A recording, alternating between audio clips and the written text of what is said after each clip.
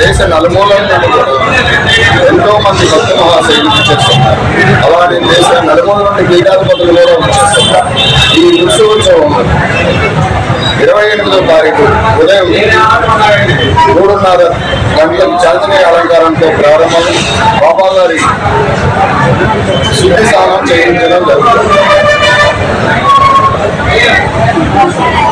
ఆ తర్వాత బాబా గారి అప్పట్లో వాటిని ఆ కుర్చీని తీసి ఆ కుర్చీని పూజించి బాబా గారి ఆ కుర్చీ వద్ద నుండి రాత్రి 11 గంటలకు బాబా గారి గంగ మహోత్సవం.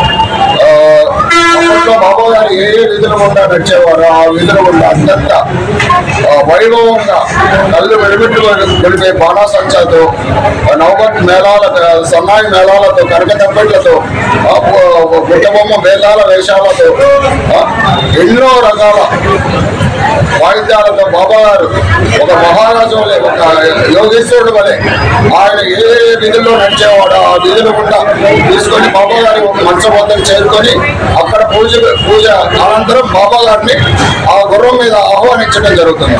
బాబా గారు ఆ గుర్రాన్ని ఆవహించడం జరుగుతుంది. ఆ ఆవహించిన గుర్రం బాబా గారు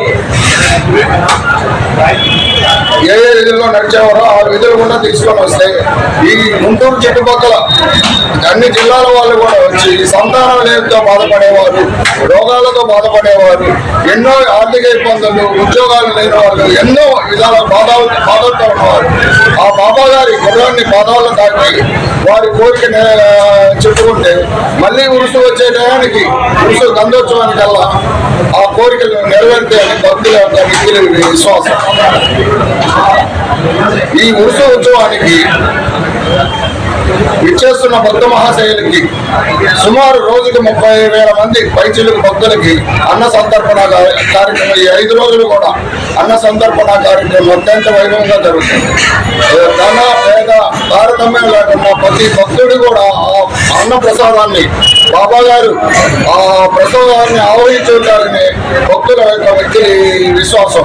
ఆ అన్నాన్ని స్వీకరించి వారి బాధలు దొరుకుతాయని వ్యక్తిది విశ్వాసం.